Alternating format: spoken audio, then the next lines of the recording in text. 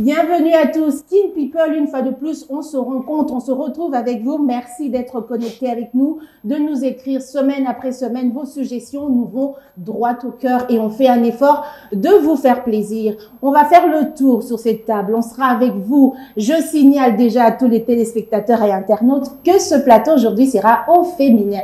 Et oui, c'est pas le mois de mars, mais le féminisme continue et ne s'arrête jamais. Pour faire ce tour, je ne suis pas seule, je suis avec Christelle Dibata, on la connaît très bien pour ses réactions très chaudes. J'espère qu'on aura l'occasion d'en avoir aujourd'hui. Bonsoir Christelle. Bonsoir à tous. C'est un plaisir de vous retrouver une fois encore. Cette fois-ci, j'ai troqué mon rôle de présentatrice. Comme vous l'aurez remarqué, c'est donc chez nous, c'est une présidence tournante. Hein. C'est une présentation qui tourne. Il n'y a pas de glissement. Il n'y a pas de glissement.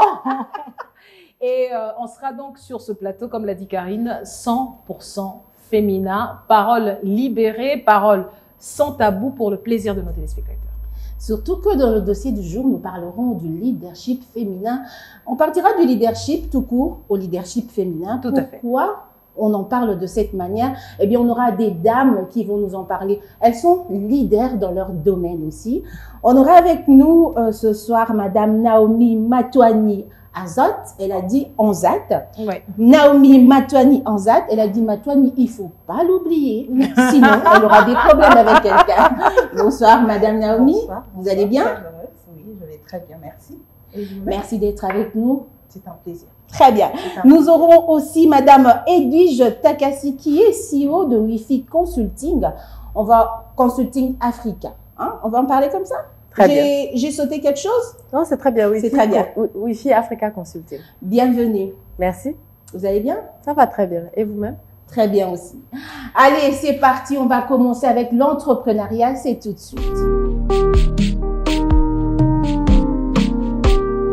Rubrique entrepreneuriat, comme on l'a dit, on est avec Madame Naomi Matouani Anzat, qui est DG de Facilities Event Consulting. On aura du consulting aujourd'hui sur ce plateau. Exactement. Christelle Consulting, Karine Consulting, Lorraine Consulting, Kin People Consulting. Voilà. Alors, on va vraiment décliner hein, le consulting aussi qui sera donc vraiment à l'honneur puisque les deux femmes que nous avons ici sur ce plateau, elles sont entrepreneurs et elles ont véritablement choisi de se lancer dans de la consultance, c'est-à-dire qu'elles proposent des services, notamment un conseil et surtout d'un conseil expérimenté, un conseil avisé et elles sont toutes les deux expertes dans leur domaine d'activité. Très bien. Alors, Madame Naomi, elle est dans l'event. Oui, alors, corporate, comme elle a dit, aujourd'hui, il y a beaucoup d'organisations, il y a beaucoup de choses qui tournent autour de l'événementiel. Mais vous avez choisi d'être dans le corporate. Voilà. Pourquoi event corporate spécialement? Spécialement, bon, parce que, comme elle a dit, je suis spécialiste en communication d'abord. Donc, c'est une entreprise qui fait de la couverture en communication et de la couverture événementielle. D'accord. Et uniquement corporate parce que, bon, on parle d'événements ici et tout ça, c'est souvent événements mariage, c'est souvent événements anniversaire et tout, alors qu'on a besoin des experts aussi dans le domaine du business, du corporate, des entreprises.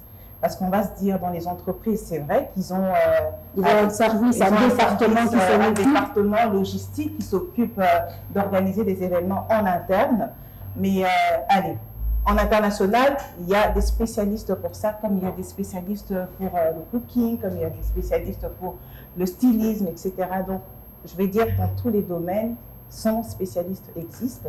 C'est pour ça que, bon, allez, je vais dire technicité, je suis technicienne en communication, alors je veux dire, pardon, technicité, technique en communication et technique en événement, je veux dire corporate uniquement. Parce que bon, les événements se multiplient. Alors, pourquoi il faut une spécificité? Est-ce que ces événements s'organisent de différentes manières? Puisque vous parlez de mariage, vous parlez de baptême. Est-ce que de manière technique, ce n'est pas les mêmes étapes qu'on retrouve dans l'organisation d'un événement? Non, ce n'est pas les mêmes étapes. Parce que chez nous, je veux dire, je parle chez nous. De corporate. Oui, mais en tout cas, vous n'allez prêcher que pour votre église et ça se comprend. Oui, je veux dire, chez nous, c'est c'est très complexe. C'est très complexe. Dans les mariages, on connaît comment les étapes se passent et tout ça. Il faut voir les mariés, il faut discuter avec eux et tout. Mais dans le business, dans le travail, c'est vraiment quelque chose c'est une organisation qui est déjà toute faite. Il faut suivre les étapes comme c'est fait. Les mariages, ça se diffère. Il y a un couple qui veut un mariage de telle manière, il y a un couple qui veut un mariage d'une autre manière. Alors, dans le business, dans le travail, dans le corporate, c'est vraiment une ligne, des étapes qu'il faut suivre. Et en anglais, on dit donc ça se fait de la même manière pour toutes les entreprises. Alors, moi, ce que j'aimerais, c'est la communication, et la communication est faite de la même manière pour toutes les autres entreprises, parce qu'en fait, la finalité, c'est le produit. La finalité, c'est vendre. La finalité, c'est le marketing. D'accord. Voilà. Moi, ce que j'aimerais comprendre, c'est que vous avez parlé des événements corporate, essentiellement. Alors, aujourd'hui, j'aimerais que vous puissiez un peu m'aiguiller sur le marché du corporate à Kinshasa. Combien de clients vous avez pu récupérer jusque-là et quelle est la valeur ajoutée que vous leur apportez? Voilà. Donc, comme j'avais dit au début, quand je me suis présentée, je suis dans la communication et dans la couverture événementielle. Je suis spécialisée dans la création, l'organisation et l'animation des événements corporate. Je suis aussi dans le multimédia aussi. Donc, je suis dans la création des stands, les roll-up, la couverture événementielle comme je dis.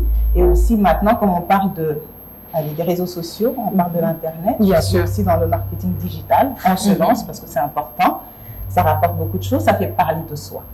Et aussi, une parenthèse, je suis aussi formatrice, donc je forme le service client et le call center. Parce qu'on parle de la communication, de la tenue, de comment parler, de comment approcher le client. Tout ça, c'est dans ce qu'on fait. On est un peu dans beaucoup de choses, mais qui ont attrait avec la communication uniquement. Parfait.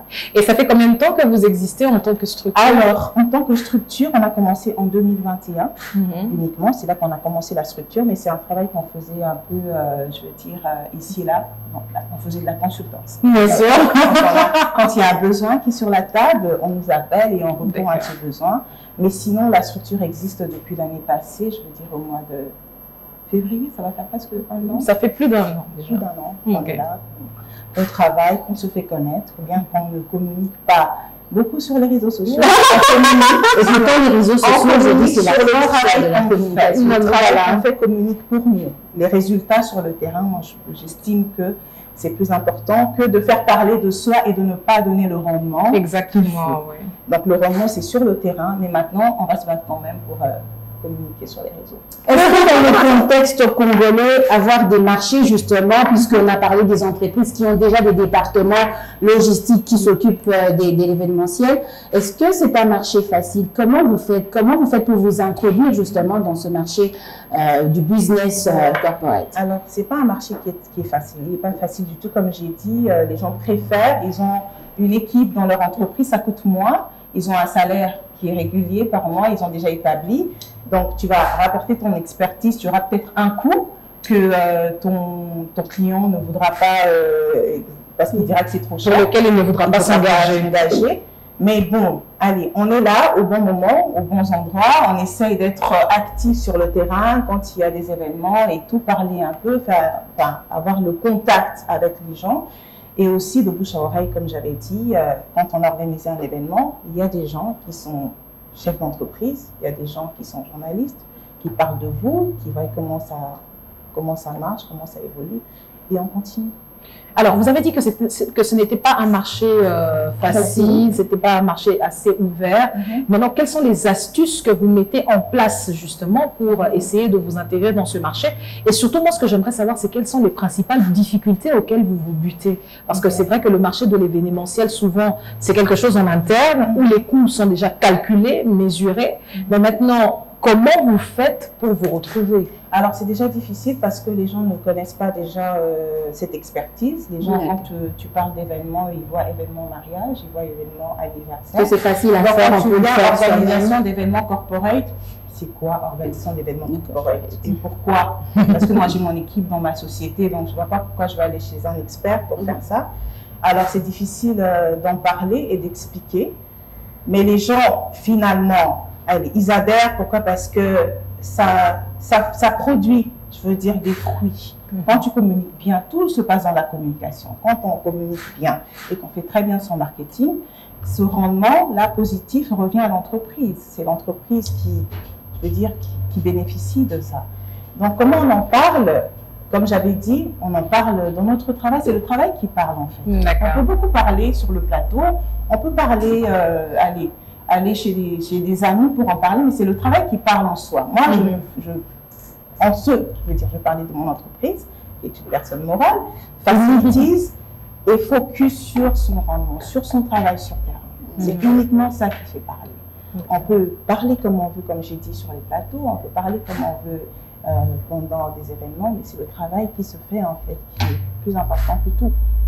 Et c'est là qu'on se fait connaître. C'est un travail très compliqué, mais on avance quand même. Donc, ça veut dire, par exemple, si vous organisez un événement pour une entreprise, vous laissez le soin de cette entreprise-là faire votre communication en soi. Oui, c'est ça. C'est exactement ça. On a des fidèles publicité, on a des clients qui sont très fidèles, qui reviennent à nous à chaque fois qu'ils ont besoin d'organisation, parce qu'on est, en fait, on est très diversifié. On est dans le team building, on est dans les formations, on est dans les B2B, voilà, c'est exactement ça. Donc, ils reviennent à chaque fois vers nous parce qu'en fait, on a une façon de travailler qui intéresse et les résultats, comme j'ai dit, reviennent à eux aussi exactement de cette manière-là. Donc, voilà, c'est un peu ça. En termes de formation, vous proposez aux entreprises, par exemple, voilà, vous renseignez sur une entreprise, peut-être les faiblesses qu'il y a dans cette entreprise et vous venez faire une proposition, ou c'est toujours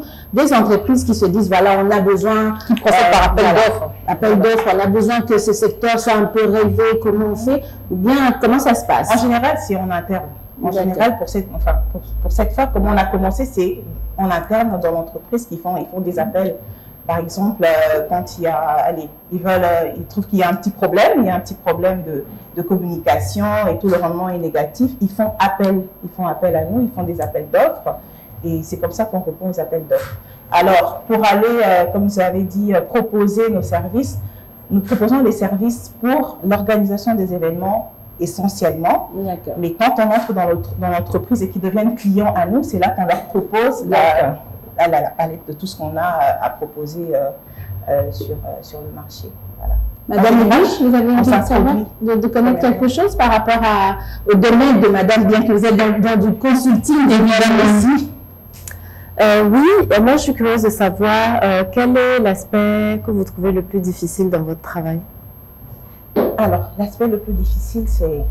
On ne va pas parler de ça parce qu'on parle de leadership féminin. Mais justement, les difficultés ne manquent pas. D'abord, une femme en République démocratique du Congo. Et en Afrique aussi, entre guillemets.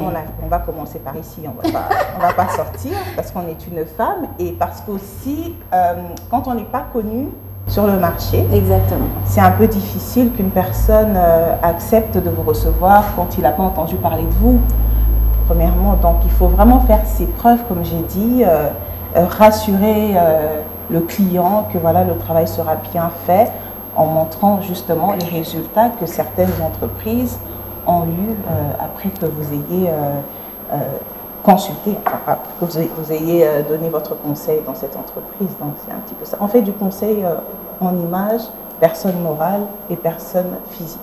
Ok, très bien. Oui, c'est du conseil en image, l'image de l'entreprise. On prend tout ça. L'image de l'entreprise. Conseil en image de personne morale et personne physique.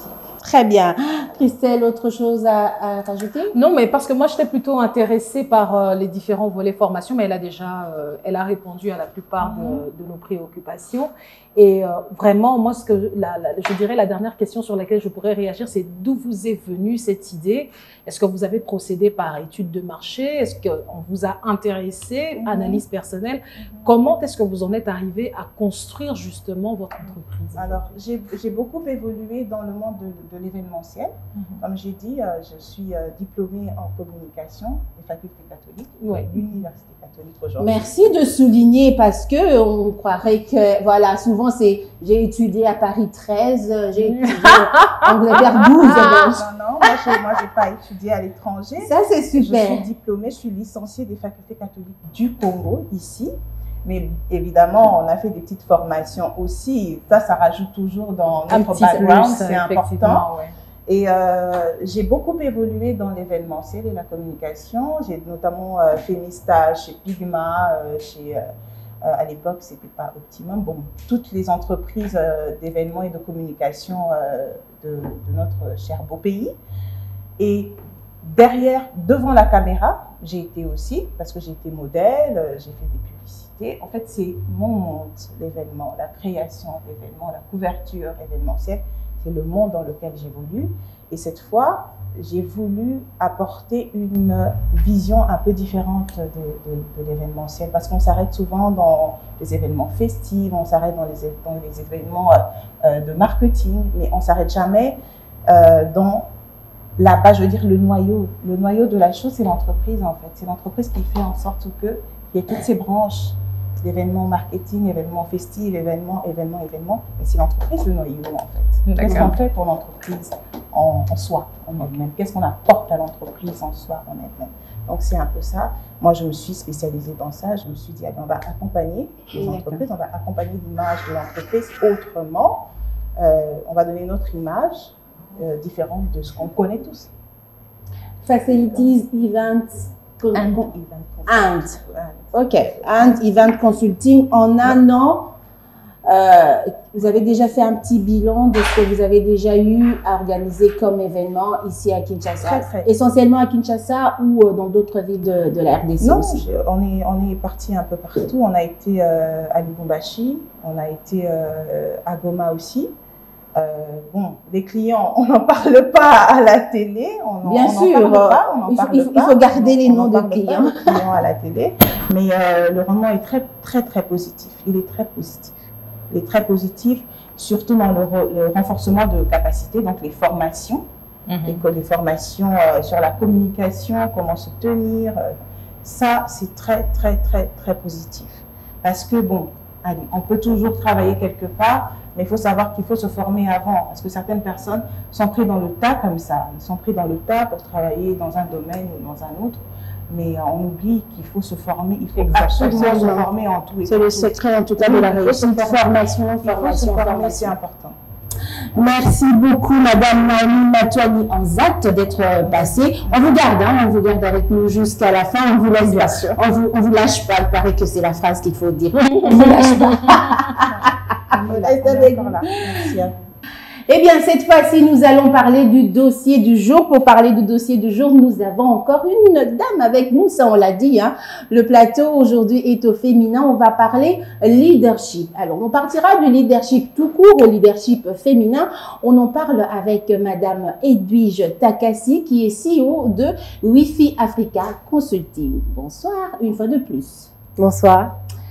Alors, leadership, c'est vrai que pendant longtemps, on a pensé que le leadership, c'était quelque chose qui était l'apanage des hommes. Non pas que les femmes ne l'ont pas endossé ou ne sont pas leaders, alors qu'on pense que depuis la nuit des temps, les femmes ont toujours été leaders dans leur foyer, puisque tout commence au niveau du foyer, de la maison. Mais on l'a beaucoup donné aux hommes. Aujourd'hui, les femmes se réveillent et on parle du leadership féminin. Alors, partons du leadership tout court au leadership féminin. Qu'est-ce qui s'est passé au milieu? Qu'est-ce qu'on met au milieu pour consolider les deux? Alors, en fait, si je dois donner mon point de vue, je pense que le leadership n'a pas vraiment de genre. Néanmoins, il y a des attributs du leadership qu'on reconnaît beaucoup plus aux femmes qu'aux hommes. Donc, il y a des hommes qui ont ces attributs aussi, mais souvent, on se rend compte que ces attributs sont plutôt féminins. Et vous avez raison de souligner que le leadership commence au foyer, commence dans les communautés, et je pense que c'est ces qualités développées quand on doit dédier son temps à sa communauté qui font, je pense, les particularités du leadership féminin. Très bien. Alors, ce leadership féminin, est-ce que c'est plus facile de l'exercer auprès des hommes ou des femmes? Par des hommes ou par des femmes?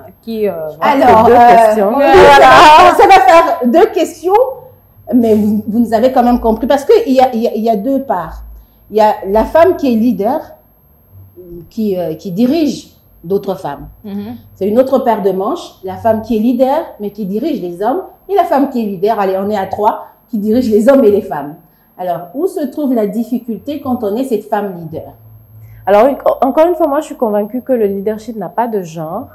Néanmoins, ces caractéristiques-là, autour de l'empathie, autour de la qualité de l'écoute, il y a des choses qui sont ressorties tout à l'heure, quand Madame Naomi parlait, qui avait trait à la capacité à communiquer aussi correctement. C'est extrêmement important. Quand on parle de soft skills, justement, ce sont des choses qui sont extrêmement importantes dans le leadership en général. Et certaines de ces caractéristiques, on les trouve beaucoup plus facilement lorsqu'on donne les rênes à une femme. Et bon, on peut donner des exemples, hein, mais le point, c'est que pour vous devoir développer ces attributs-là, c'est extrêmement important parce que généralement, quand on gère un projet, on gère des personnes et on gère des résultats et il faut trouver l'équilibre entre les résultats et les personnes.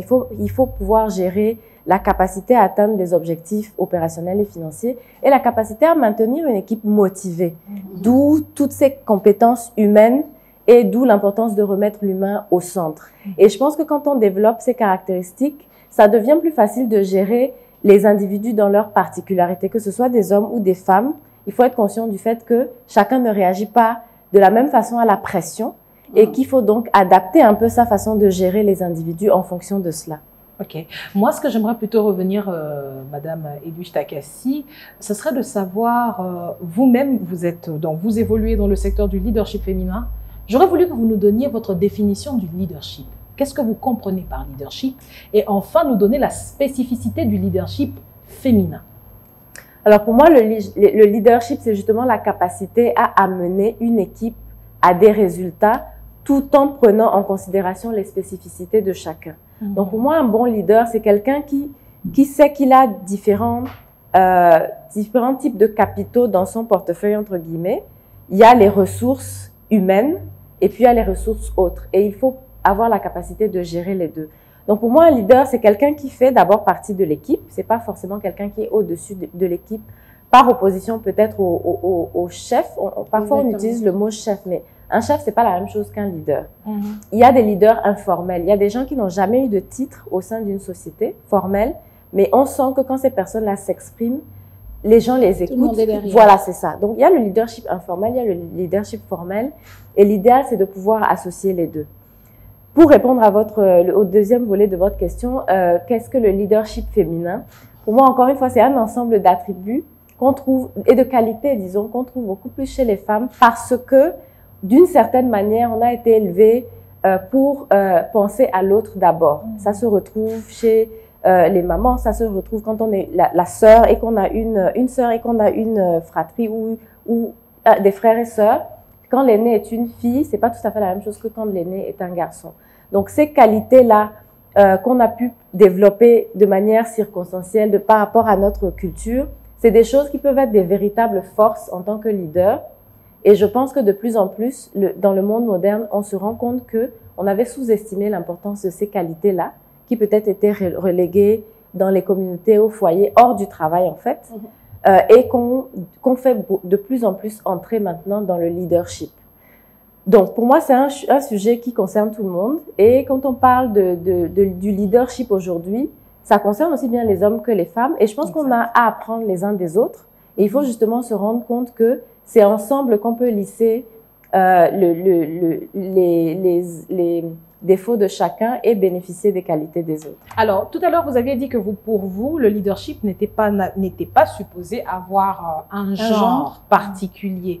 Mais lorsque l'on revient sur le leadership féminin, c'est-à-dire que quelque part, déjà, on lui rattache un attribut, un genre finalement. Alors, ma question à moi serait de savoir, face à ce leadership féminin, vous évoluez dans le secteur, c'est-à-dire vous avez vraiment eu le temps de faire le tour. Est-ce qu'aujourd'hui, on peut dire que le leadership féminin est une version différente, a des différences avec le leadership masculin, ou devrions-nous considérer que le leadership en général est sous-entendu masculin si on doit parler du leadership féminin? Alors, pour répondre à votre question, je vais prendre un exemple qui a été cité dans une conversation que j'avais avec différents banquiers. Et un DG d'une banque expliquait pourquoi pour lui c'était important d'avoir des femmes et des hommes dans son conseil d'administration.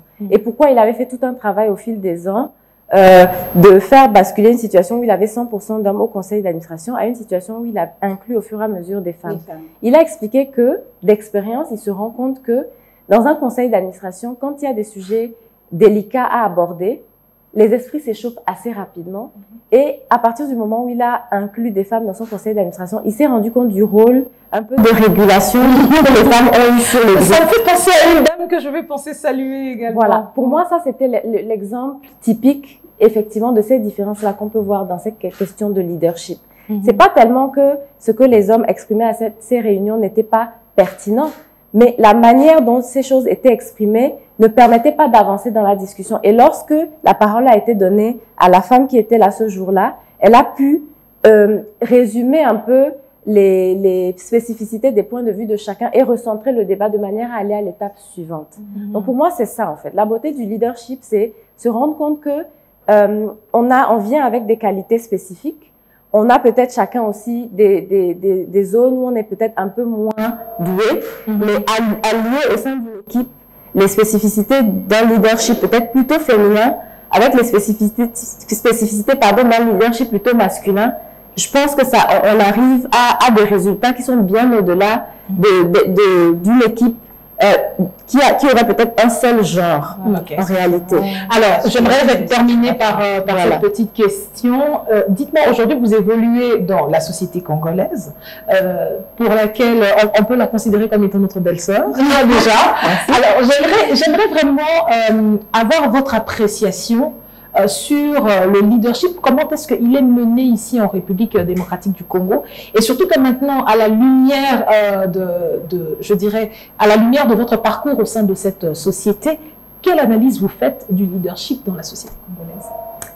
Alors, ce que je peux te dire avec mon œil extérieur, c'est que la première des choses qui m'a frappée quand je suis arrivée en RDC, c'est que je me suis rendu compte que il y a des codes sociaux qui sont écrits nulle part, qui sont un peu tacites, que j'ai eu du mal à comprendre au début. Ça fait du temps. Oui, voilà, c'est ça. Donc, ça se dit pas, ça se découvre. En oui, fait. tout à fait. Et ça s'exprime dans la vie quotidienne, mais ça s'exprime aussi au travail. Donc, il y a des manières de faire, des choses qu'on peut peut-être dire d'une certaine manière, cache sur la table, et les personnes en face vont prendre les choses pas forcément de la manière dont vous l'aviez entendu. Donc, j'arrive, je suis une femme, j'ai l'air jeune. Ah oui, ça. Et je suis étrangère. C'est l'apanage du Togo, hein. On a l'air jeune. Et je suis étrangère. Bon. Il paraît qu'on ne demande pas l'âge aux femmes. Non, non. Oui, voilà. On sait que en fait, on dit que demander l'âge à une femme, c'est comme acheter une voiture d'occasion.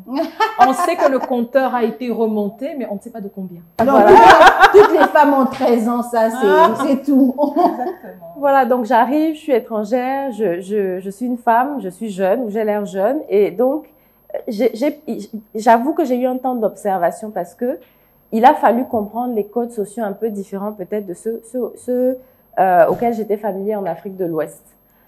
Et entre autres, j'ai constaté en fait que les femmes en RDC sont très assertives. Donc elles s'expriment. Hein. Elles s'expriment dans les milieux privés. Et les femmes ont un très fort caractère.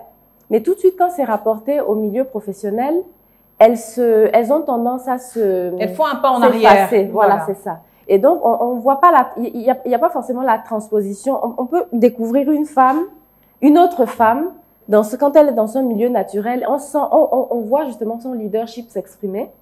Alors que dans un milieu professionnel, si on ne lui donne pas la parole, elle va pas forcément la prendre. Donc, pour répondre à, du coup, cette question-là, peut-être en quelques mots, parce que je pense qu'on pourrait y passer l'émission. C'est un peu ça qui m'a surprise au début. Et je me suis rendu compte de l'importance de créer les conditions favorables à ce que, justement, les femmes puissent transposer leur leadership en entreprise. Et ça, c'est vraiment de l'ordre de la culture d'entreprise. Il y a des entreprises qui ont une culture d'entreprise où on favorise le fait que la femme s'exprime et qu'elle s'exprime avec ses différences, pas qu'elle essaye de copier ce qu'un homme aurait dit.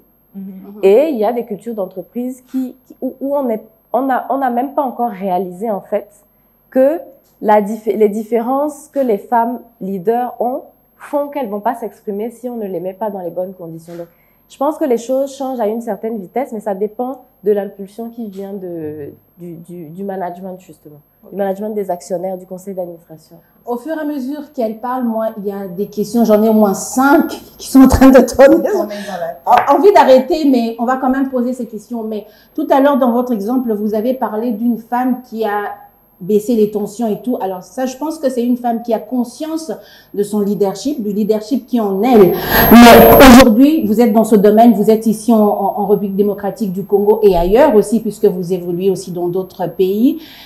Comment les femmes elles-mêmes perçoivent ce leadership? Est-ce qu'elles sont prêtes à endosser cela ou pas? Parce qu'on en parle beaucoup. Il y a des femmes, c'est vrai, qui se taisent, comme vous avez dit, alors qu'elles ont beaucoup à dire. Mais comment elles le perçoivent elles-mêmes? Est-ce qu'elles se donnent ce droit-là, justement, de sortir en avant, ou bien il faudrait que ce droit-là leur soit donné? C'est une très belle question.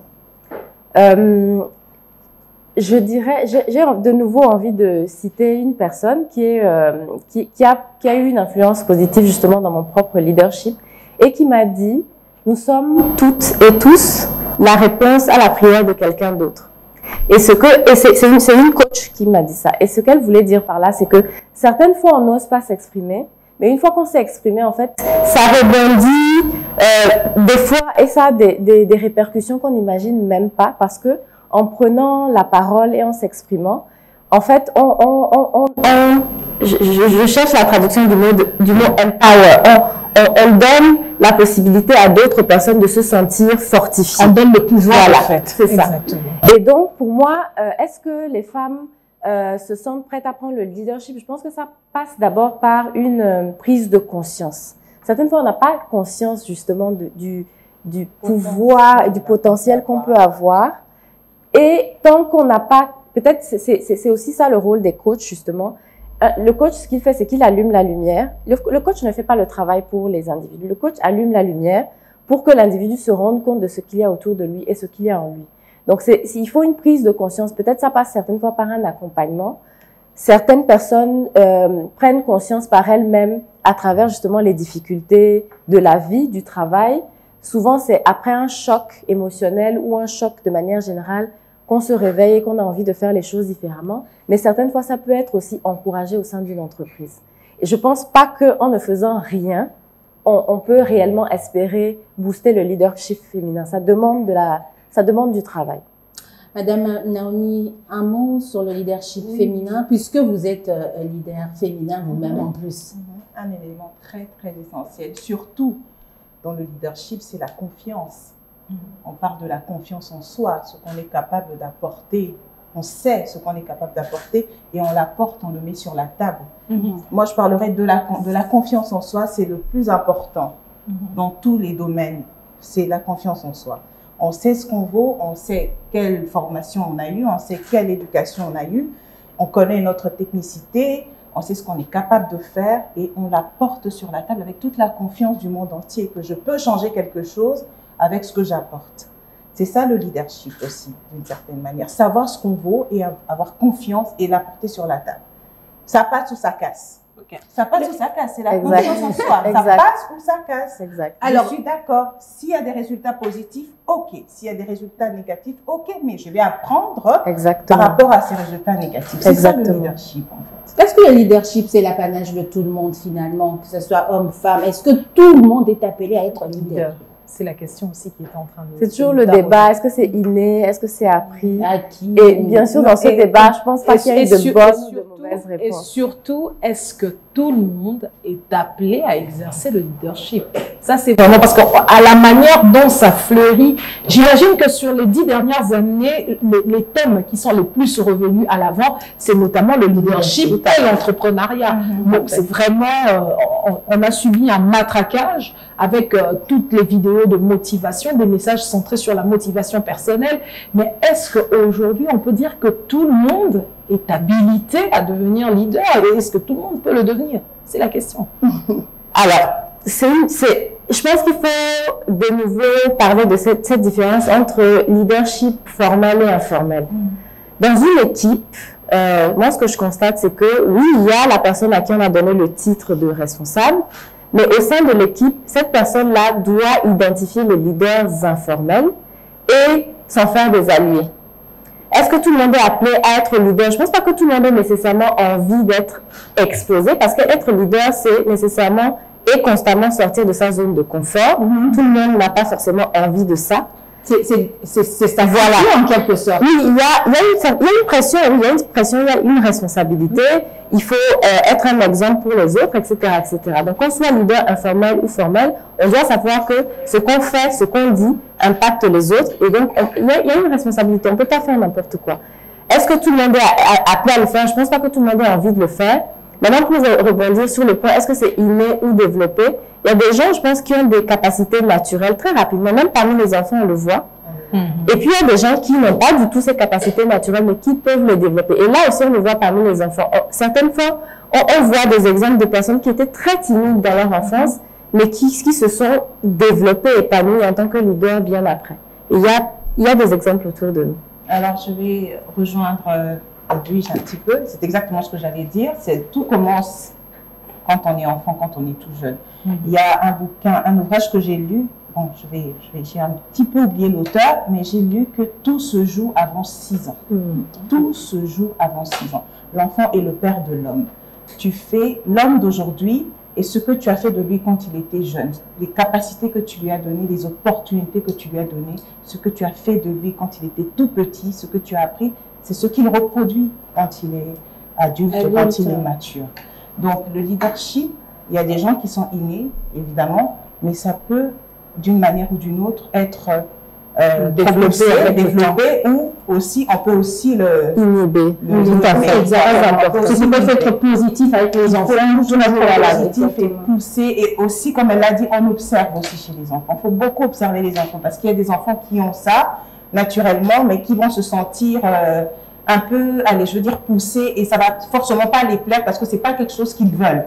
Donc, c'est vraiment très complexe ce sujet de leadership et tout. Tout à fait. Formation et encadrement, c'est important parce qu'il y en a d'autres qui ont ce leadership, mais à plus la domination, ça risque de donner quelque chose, une explosion de négatif. Parce qu'on peut avoir ça et en même temps, on est quelqu'un de négatif. C'est-à-dire que comme j'ai le leadership, j'écrase.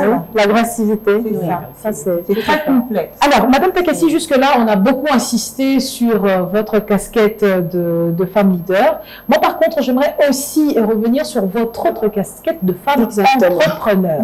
Parce qu'au-delà de toute considération, vous êtes CEO de Wi-Fi Africa Consulting. Et donc, c'est Women in Financial Inclusion, c'est ça. Donc, les femmes dans l'inclusion financière. J'aimerais un peu que vous puissiez nous expliquer un peu de votre secteur d'activité, plus concrètement, comment vous faites et surtout, qu'est-ce qu'on doit comprendre par l'inclusion financière. Voilà, merci pour cette question. Tout d'abord, en fait, mon métier de base, c'est le métier de banque, mais de banque focalisée sur le financement des micro-entrepreneurs et des PME. Je rappelle également que vous avez été pendant 9 ans directrice générale adjointe de Procrédit, qui est devenue aujourd'hui Equity BCD. Tout à fait, voilà. Donc, Wi-Fi Africa est partie de l'idée, du constat que j'avais fait pendant toutes ces années en microfinance et en banque de financement des PME, du gap énorme qui existe entre le financement qui est disponible sur le marché au sein des banques et des institutions financières et la demande en fait. Donc il y a un gap énorme et ce gap nécessite que d'un côté, les experts du secteur financier se rendent compte que la finance aujourd'hui doit être revue, revisitée, réadaptée aux réalités du marché. Donc ça, c'est le côté de l'offre. Mais il y a aussi un gap à combler du côté de la demande. C'est-à-dire les entrepreneurs, pour être éligibles, il y a un certain nombre de choses qu'ils doivent faire. On a parlé beaucoup de la question de la formation. Il y a la question de la formalisation. Il y a la question de la gestion de l'entreprise, etc., etc. De manière à ce que ça entre dans les caractéristiques de gestion de risque des banquiers. Et donc, l'idée, justement, avec ce cabinet de consultants, c'est de participer à combler ce gap-là. Donc, avec ce cabinet, l'offre va au niveau des institutions financières internationales, des bailleurs de fonds, des institutions financières pour développer des programmes et des offres de produits adaptés à l'entrepreneuriat tel qu'il est aujourd'hui. On parle notamment du manque de financement des femmes entrepreneurs, justement, des jeunes entrepreneurs. Voilà, comment réadapter son offre pour pouvoir couvrir même ces catégories-là qui sont qui sont mal desservies, disons. Et puis du côté management, entrepreneuriat, comment empower justement, comment apporter les éléments manquants en termes pas seulement de leadership, mais gestion d'entreprise, gestion financière aux chefs d'entreprise, chefs et chefs eux. Alors, dans le marché congolais, puisque vous êtes au Congo, c'est vrai, je l'ai dit tout à l'heure que vous êtes aussi dans d'autres pays. Alors, au WIFI Africa Consulting, ici en RD à Kinshasa, qu'est-ce que vous avez déjà fait ou avec quelle entreprise vous évoluez? C'est vrai que vous avez parlé des PME. J'ai une question directement aussi. Est-ce que vous vous concentrez à ça parce que c'est difficile pour eux d'avoir des financements? La première réponse est oui, parce qu'au final, le nerf de la guerre, c'est l'argent, on le sait. Et on ne peut pas parler de booster l'économie d'un pays sans parler de financement au PME. Et justement, le fait d'être exposé à d'autres pays, je vois ce qui se passe dans d'autres écosystèmes et je me dis qu'il y a des choses qu'il faudrait réaliser rapidement en RDC pour pouvoir bénéficier de cette croissance-là de l'entrepreneuriat. Donc, c'est important de travailler avec différentes parties prenantes. Tout ne peut pas être fait en même temps, bien sûr, mais c'est pour ça que j'ai fait le choix de travailler aussi bien sur l'offre que sur la demande.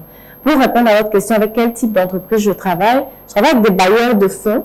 Pourquoi? Parce que les bailleurs de fonds, dans la coopération avec les pays, souvent mettent en avant aussi l'aide à l'entrepreneuriat. Et cette aide à l'entrepreneuriat peut servir à financer le développement de nouveaux produits au sein des institutions financières, former les gestionnaires de portefeuille, les agents de clientèle à bien comprendre les spécificités de leur clientèle et analyser correctement les demandes de crédit. Et de l'autre côté de la pièce, c'est accompagner les PME elles-mêmes justement à être éligibles en fait. Donc surtout avec les bailleurs de fonds en RDC. Alors, bailleurs de fonds, vous travaillez avec les bailleurs de fonds, vous travaillez en même temps aux demandeurs des finances. Alors, comment vous arrivez à concilier? Quelle est la difficulté que vous rencontrez justement puisque vous devez prendre part de deux côtés, hein? Vous avez dit tout J'ai l'impression que vous êtes juge et partie en même temps. Comment concilier tout ça? C'est pas évident, hein? On risque de croire que vous tirez le bras de ce côté, les autres disent non. Comment ça se passe? En fait, mon positionnement, c'est plutôt d'être justement au milieu. Parce que le banquier est dans son monde, j'en suis une. Donc exactement, c'est ce que j'allais dire, vous venez du monde de la finance. Et l'entrepreneur se plaint de ne pas être compris, mais personne ne lui dit ce qu'il faut qu'il fasse pour être compris. Donc mon positionnement, c'est plutôt d'être entre les deux. Et je tire beaucoup de choses justement de mon expérience dans le secteur bancaire parce que je sais dire dans les mots de l'entrepreneur ce que le banquier dit. Et je sais reproduire au niveau du banquier ce que l'entrepreneur dit, pour qu'on se comprenne finalement. J'ai envie de dire que c'est comme si vous maîtrisez les failles du système, en fait. Et il faut pouvoir, disons, des deux côtés, être une force de proposition pour dire, voilà, en ayant passé du temps de l'autre côté, en fait, je me rends compte que vous, en tant que banque ou institution financière, vous allez plus bénéficier en investissant dans tel et tel élément. Et certaines fois, c'est pas forcément des choses très compliquées ni très coûteuses, mais ça permettrait de booster justement de manière générale l'approche de crédit. Donc le fait de maîtriser les deux côtés, ça permet justement d'assister des deux côtés à mieux aller de l'avant. Et puis pour se rencontrer au milieu, le gap, en fait, l'idée, c'est de le réduire et pour qu'on puisse se rencontrer au milieu. Elle est bilingue, donc elle parle bien elle est bilingue. Voilà, j'aime beaucoup cette comparaison. En tout cas, vaste sujet intéressant. Exactement. On pourrait rester là jusqu'à ce que Biwan ferme les portes, commence à vous demander, vous partez ou vous partez pas? Il y a beaucoup de questions et oui, il y en a énormément. On espère qu'on reviendra sur ce sujet un peu plus loin dans nos prochaines émissions. Mais pour l'instant, on va souffler un tout petit peu. On va proposer la pub et on revient pour continuer justement ce magazine.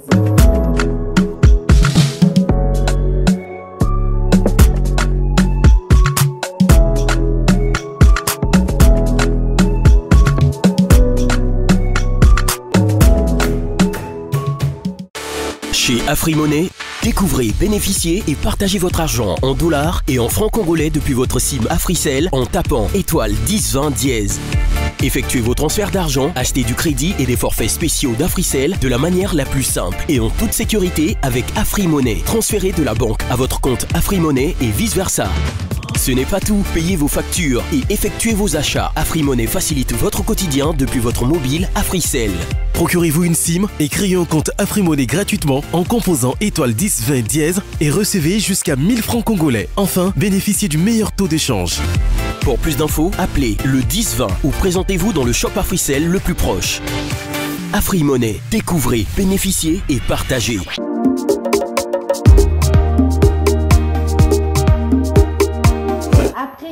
Nous allons nous intéresser au net. Qu'est-ce qui se passe? Qu'est-ce que Christelle Dibata a pu choper pour nous? On en parle avec nos invités, mais avant, Instant Martini, puisque notre sponsor, notre partenaire Martini, trouve qu'on parle beaucoup trop. Il se dit non, mais il faut se désaltérer quand même un tout petit peu. Et on signale que c'est Martini 0.0, il n'y a pas d'alcool. Tout ce que nous dirons ici, nous serons sobres. Donc, il ne faudrait pas que les gens pensent que c'est à cause de rigueur. Ah ouais, c'est important. Il ne faudrait surtout pas qu'on pense que les présentatrices et les invités de King People picolent gentiment sur le plateau. Nous vous rassurons, mesdames et messieurs, on respecte les enfants. C'est écrit. Voilà, c'est un tout nouveau produit lancé Sinon, les enfants vont notre dire, sponsor. Les mamans en train de travailler, en train de boire, de sauciner. Tout à fait. Pas du tout. Quel leadership. Exactement. Alors, Christelle, les pépites du net, qu'est-ce que tu as chopé pour nous cette semaine? L'histoire qu'on a pu récupérer sur Internet nous amène tout droit au Nigeria, où on a découvert un drame familial. Une jeune femme, chanteur gospel connue sous le nom de Osinachi, est donc décédée sous les coups de son mari. Alors, les faits se sont déroulés il y a de cela déjà quelques temps. Et mais bien sûr, pourquoi on en parle aujourd'hui, c'est justement pour essayer un peu de mettre en exergue les véritables motifs de son décès. Exact. Cette femme est donc partie suite aux coups portés par son mari. Alors, en tant que chanteuse gospel, elle évoluait au sein d'une communauté évangélique. C'était un couple suffisamment en vue puisque la dame était très connue, mais malheureusement, c'était un couple qui gardait un secret. L'homme était violent et évidemment, il y a eu la violence de trop au point que la femme s'est retrouvée dans un état critique à l'hôpital. Elle va mourir au bout de 5 jours. Et le mari va prétexter une maladie pour dire que non, sa femme avait été souffrante, alors que c'était faux. Et c'est comme ça que des témoignages ont commencé à être relayés, notamment sur les réseaux sociaux, pour dénoncer notamment les différents abus dont elle avait subi auprès de son mari. Et il y a eu même le témoignage de l'un de ses enfants, son jeune fils, qui vivait cela dans exactement, le jeune fils qui a vu comment est-ce que leur père battait leur mère et dont le père disait à ses enfants qu'il était normal qu'un homme frappe une femme. Et donc, déjà, ce sont des enfants qui étaient traumatisés. Et à l'idée de rester avec leur père, ces enfants-là étaient complètement terrorisés. Et c'est comme ça que petit à petit, la parole s'est donc libérée. Et aujourd'hui, le mari, le veuf, est donc en prison et il doit répondre de ses actes. En fait, cela met tout simplement en lumière une situation qui est souvent récurrente. On l'a vu ici en République démocratique du Congo. Ce n'est pas un fait nouveau. On se souvient encore de cette jeune femme au niveau de Bukavu, qui était également décédée sous le coup de son mari. Ici à Kinshasa, les cas sont légion. Encore l'année dernière, en fin d'année, une femme qui vendait au marché a donc été incinérée par son mari, qui passait par là, qui lui a donc déversé de l'essence et qui a mis le feu.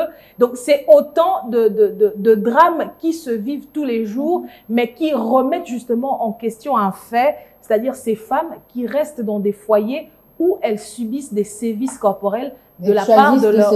Et elles choisissent de se taire. Et donc, aujourd'hui, c'est un cas qui est parti sur les réseaux sociaux parce qu'on sait que quand même, le Nigeria reste une forte plateforme. Mais c'est aussi quelque chose que nous-mêmes ici, à Kinshasa, en République démocratique du Congo, nous dénonçons chaque jour. Et parfois, on a envie de comprendre ces femmes. Et pourtant, les choses sont telles qu'elles finissent par mourir. Cette compréhension, notamment la pression familiale où la famille refuse de voir les choses en face, refuse de reconnaître que le mari est violent, refuse d'accepter que cette femme-là revienne trouver assistance et donc qu'elle se retrouve. Mais finalement, la responsabilité incombe à qui quand on est en train de vivre ces genres de sévices, quand on est en train de vivre ces genres de drames. Des cauchemars, ouais. Voilà, des cauchemars et des drames de la famille. J'aimerais bien écouter les dames puisque au-delà de leur casquette des femmes entrepreneurs, des leaders d'entreprise, ce sont aussi des dames et des femmes au foyer. Et déjà, comment...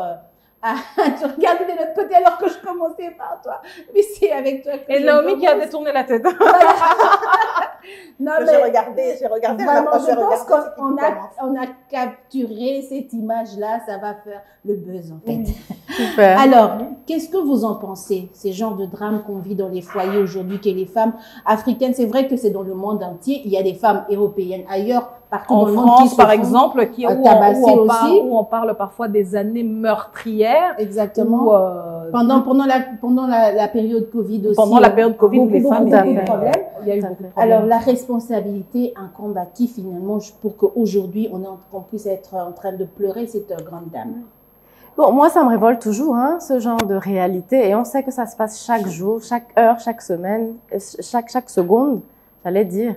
Et c'est la responsabilité de qui? Je pense que c'est notre responsabilité en tant que société. Si, dans l'exemple, on disait que l'homme, d'ailleurs, expliquait à ses enfants que c'était ça, ce qui était normal. Oui, effectivement, quand on est dans dans un environnement où c'est ce qu'on prêche, alors ça va continuer à se reproduire. Et du coup, la question, c'est est-ce que dans les environnements hors du foyer, on prend le flambeau, à l'école ou ailleurs, on prend le flambeau pour conscientiser les gens par rapport à ça? Parce que quelle est la valeur d'une vie humaine si quelqu'un peut avoir le droit de tuer quelqu'un d'autre et que ce soit normal, ou que quelqu'un puisse avoir le droit de battre, d'infliger des sévices à une autre personne et qu'on estime que ce soit normal. Je pense que c'est notre responsabilité à tous et qu'on est tous coupables de silence quand on est témoin de ce genre de choses et qu'on se dit c'est pas mes affaires, je vais pas m'en mêler, donc je me tais. On est tous coupables si on prend cette attitude, et malheureusement j'ai certaines fois l'impression que c'est l'attitude par défaut qu'on prend vis-à-vis d'autres femmes quand on entend ce genre de choses autour de nous. Est-ce que, Noémie, l'éducation n'entre pas en ligne de compte parce qu'on va le dire quand même que les femmes africaines ont été élevées un tout petit peu comme ça? Mais les femmes en général, parce que ce ne sont pas que des femmes africaines. Il y a beaucoup plus africaines parce que quand tu écoutes les mamans africaines parler, je parle des mamans africaines en général, que quand ça ne va pas dans le mariage, on supporte. Même quoi que l'on fasse, on supporte. Alors je pense que ça, les mamans européennes n'ont vraiment pas ce langage-là, ou de moins pas. Enfin, le pourcentage est moindre qu'en Afrique. Ça dépend quand même des époques. Hein. Moindre quand même en Afrique. Hein. Ça dépend quand même des époques. Parce qu'il n'y a pas si longtemps...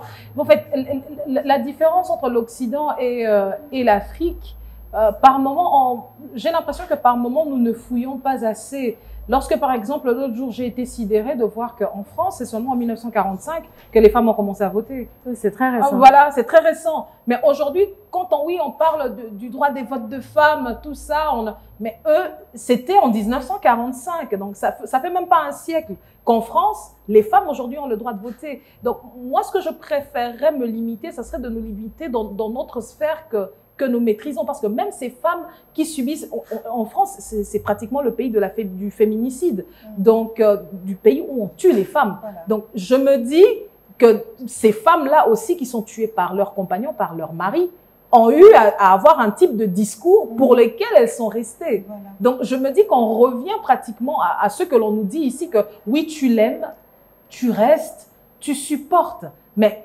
supporter jusqu'où il y a quand même des limites, quoi. Et j'aimerais bien avoir l'avis de Naomi. Exact. Exactement. Comme elle a dit, oui, tout passe par l'éducation. Apprenons d'abord à nos enfants, filles comme garçons, que le respect est de rigueur. On respecte la femme comme on respecte l'homme. On sort tous, on vient tous d'une femme. On a tous été, allez, je veux dire, on est tous sortis d'une maternité, la même maternité, s'il ne faut pas le dire. On est tous enfants de quelqu'un. On est tous enfants de quelqu'un, comme on a dit. Donc, il faut que ça commence déjà dès le bas âge. Il faut se respecter mutuellement. Moi, c'est ce que je fais avec mes enfants. Je prends mon exemple le plus proche. Je le fais avec mes enfants. Ils sont tous pareils. Autant ma fille va faire la vaisselle parce que je vais lui demander de faire la vaisselle, autant mon garçon va faire son lit quand il va soulever son lit. Donc, il n'y a personne qui est inférieur à l'autre. Donc, personne ne doit recevoir des coups de l'autre parce que l'un se sent supérieur à l'autre. Il n'y a personne qui est supérieur à l'autre. C'est ça le leadership. On est tous pareils. On est tous pareils. Il n'y a pas de problème de sexe, il n'y a pas de problème de couleur. Il n'y a même pas de problème de renommée ou de quoi que ce soit. Ça doit commencer par le bas âge. L'éducation doit commencer par là. C'est vrai que c'est difficile dans notre pays parce que l'éducation, l'instruction, c'est encore quelque chose qui, allez, dans d'autres provinces, c'est un peu difficile parce que les conditions ne le permettent pas. Mais il faut commencer dans les écoles, commencer à sensibiliser dans les écoles le respect. Les églises. Les églises, le respect de l'autre. Ah oui, parce qu'au Sinachi, il faut le rappeler, qu'elle et son mari appartenaient à une dans le monde communauté du gospel, et puis c'était une communauté évangélique. Il y a cette image-là que les femmes refusent. C'est pour ça que les femmes refusent de dénoncer les atrocités parce que ils ont cette image-là de couple modèle. Elle ne veut pas que cette image-là tombe. Alors, elle est en train de vivre tous ces coups-là et justement, ça, c'était le coup de trop parce que je pense que elle est responsable quelque part. Parce que la responsabilité n'incombe pas qu'à l'homme. À soi-même aussi, parce que tu es quelqu'un qui te met devant les autres justement pour prêcher, pour parler, pour donner conseil. Mais qu'est-ce qui se passe pour toi-même? Après, je pense qu'il faut... Oui, c'est un sujet très important. C'est un sujet très important. J'allais te rejoindre justement, j'allais dire que tout ceci, en fait, je vais revenir encore dans mon domaine que je connais le mieux, la communication, tout ceci revient autour de la confiance en soi. Quand une femme sait quand elle est confiante en elle-même, elle sait ce qu'elle vaut, quand elle se fait battre, qu'est-ce qu'elle fait?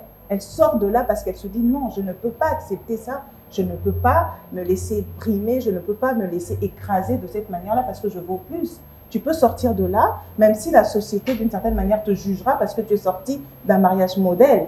C'est ça, c'est le regard des autres, quelquefois. C'est le regard des autres, quelquefois, qui tue.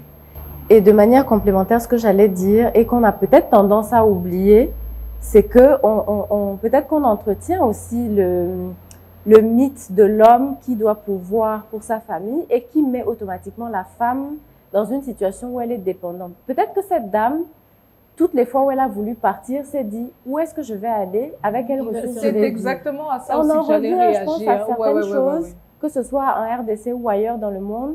C'est un dilemme en fait.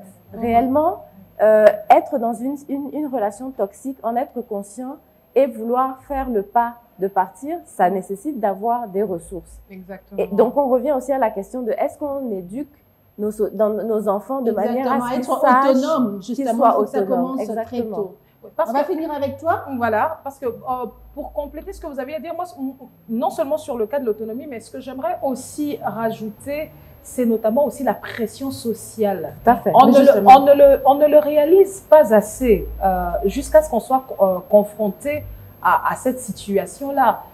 Par exemple, pour les cas de divorce, c'est vrai qu'il y a des couples qui, une fois, je regardais une étude, je suivais une étude sociologique, pardon, où on disait qu'il existe de nombreux couples qui ont déjà divorcé dans l'âme. Mais que qui cohabitent seulement, voilà, en séparation, comme on dit, de corps et eau. Oui, mais c'est-à-dire que vraiment, c'est juste une illusion qu'il nous donne suite à la pression sociale. Suite à la vraie, il n'y a rien dedans. Voilà.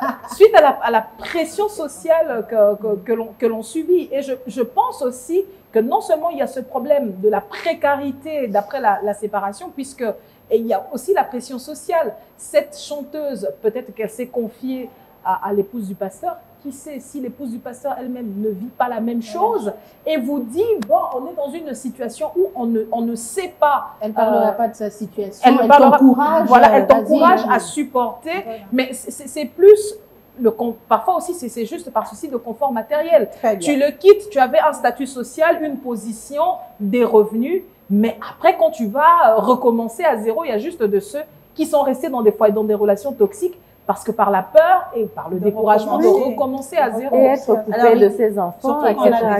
Oui, il faut bannir la peur, prendre son courage à deux mains, savoir dénoncer à temps, puisqu'on ne voudrait plus revenir sur le tas. Il faudrait vraiment se lever, en parler de plus en plus, prendre confiance en soi pour justement ne plus vivre ce genre de choses, même si on va encore continuer à les vivre pendant longtemps. Une chose aussi, il n'y a pas que la violence physique. Tout à fait. Oui, il y a aussi la violence psychologique. Qui est plus dure d'ailleurs parfois que la violence physique. On se souvient. La violence physique, ça peut s'arrêter parce que la personne est morte, elle est partie. Mais la violence morale, tu la portes toute ta vie. Ouais. Ça, c'est un problème. Je finirai par là, je me souviendrai toujours du témoignage d'une femme qui, même après sa séparation, a eu beaucoup de mal à s'épanouir parce qu'à chaque fois, son mari lui répétait que je vais te détruire. À chaque fois, son ex-mari lui disait, toi, je vais te détruire. Et dans sa tête, elle était complètement détruite, d'ailleurs. Tu es paralysée, tu ne fais plus rien. Les pépites s'arrêtent ici. On comprend que c'est un sujet qui fait très mal, mais on espère que voilà, on pourra trouver des solutions dans les années à venir. Je ne parle même pas de jours, hein, ça va prendre quand même quelques années. Allez, on va atterrir cette fois-ci. Pour atterrir, on va le faire en rire. On va faire un petit jeu. C'est vrai que nous sommes des dames, mais on va faire un petit jeu. On va faire marcher nos neurones en faisant ce jeu de devinette. Alors, le jeu, comment ça va se passer? Il y a des bouts de papier là-dessus. Chacun de nous va piocher. On commence avec Christelle puisqu'elle a déjà les papiers. Comme ça, les invités vont voir comment ça se passe. Alors, elle a le papier. Elle ne va pas regarder. Elle nous montre le papier. Nous, on voit. Et on essaye de l'aider. Alors, comme je vais faire équipe avec elle, on va faire ça. On laisse les invités. Moi, j'aime que les invités gagnent. D'accord. Comme ça, elles vont revenir la prochaine fois qu'on va inviter. Sinon, ils vont dire... vous nous invitez, nous on échoue là-bas, on ne vient pas et tout. Non, il faudrait changer. On va faire Christelle et Edwige. D'accord. Et on va faire Naomi et Karine. D'accord. Alors, je vous envoie votre bout de papier. On commence avec Christelle. Tenez. Très bien. Allez, on va le faire. On ne regarde pas. Christelle, elle va soulever son papier. Nous, on est en train de voir. Nous tous, on voit.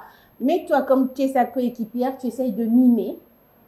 De mimer ce qu'il y a dessus, comme ça elle va deviner. Le mot qui est... Il faut bien mimer, Edwige. Allez, c'est parti.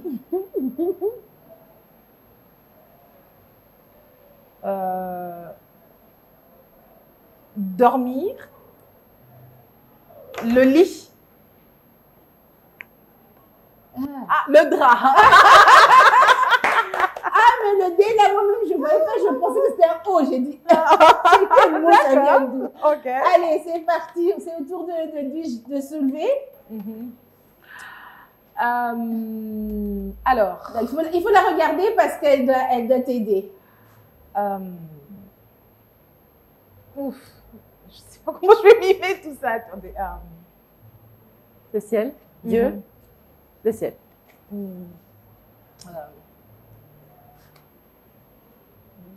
C'est une croix, là?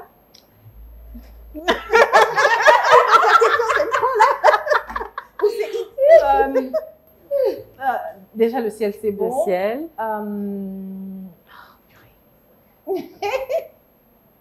Le soleil. La lumière. La lumière du ciel. Ouh là là, elle n'est pas loin. Étoile filante. Bravo. Allez, c'est à nous maintenant. Bravo. C'est parti. C'est dans le bon sens? Oui. Ok. Facile. Oh, Pépo, avion. Voilà. Oh, magnifique. Voilà. Moi, joli, c'était facile. Hein? Voilà. Allez, c'est parti, on soulève. Lit. Yeah. Elle a été généreuse, hein, Non, mais c'était magnifique. C'est avec ce jeu qu'on va s'arrêter, en tout cas avec le sourire aux lèvres qu'on va s'arrêter ici. On dit merci beaucoup à nos deux dames, Naomi ainsi qu'à Edwige, d'être venues faire cette balade. J'aime bien dire balade parce que vraiment, on se balade, on monte, on descend, on fait une grosse promenade et c'était agréable d'avoir ce plateau au féminin. Merci pour l'invitation. Merci beaucoup, Christelle. C'était magnifique d'être avec toi. Fanfan, on pense très, très fort à lui. J'espère que ça va porter les fruits. On le salue là où il est le seul à savoir où il est. Mais il croit que nous, on ne sait pas. En fait. Voilà, donc il est le seul à savoir où il est, mais bon, et on espère sincèrement que de là où il est, qu'il nous rapportera ce qui valait la peine qu'il aille. Voilà. Donc là, il a compris. Voilà, un grand merci à nos partenaires qui font que semaine après semaine, vous puissiez avoir ce programme Kin People. On pense à Frissel, on pense à Martini. 0.0, il ne donne pas de mots de tête puisqu'il n'y a pas d'alcool à l'intérieur, on le rappelle. Hein? Et c'est très bon. Voilà, très bon. On dit bon goût de pomme. Voilà. Ouais. On dit merci aussi à Biwan, hein, qui nous emmène partout à Frissel également, hein, comme je l'ai dit. On peut aller sur Internet grâce à Frissel. Il faut le faire et aussi parfois hein, nous envoyer un peu de sous grâce à Free Money. Exactement. Mais moi, j'aime quand on m'envoie de sous là-dessus. Hein. Alors, un grand merci à Mbote aussi, notre partenaire, et à Sycamore. Ainsi qu'à vous tous, en tout cas, fidèles téléspectateurs et internautes. Abonnez-vous, hein, pour ne pas dire comme les autres, savonnez-vous. Abonnez-vous massivement, en tout cas. Et on vous dit au prochain rendez-vous. Prochain rendez-vous dimanche avec le même plaisir et surtout avec la même passion. On espère que Fafan sera de retour. Ah oui, on espère. Merci beaucoup, mesdames. Merci. Au revoir. Au revoir.